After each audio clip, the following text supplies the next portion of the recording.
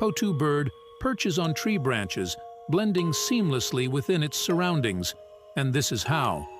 Its feathers are molted gray, brown, and black, resembling the color of tree bark or dead branches.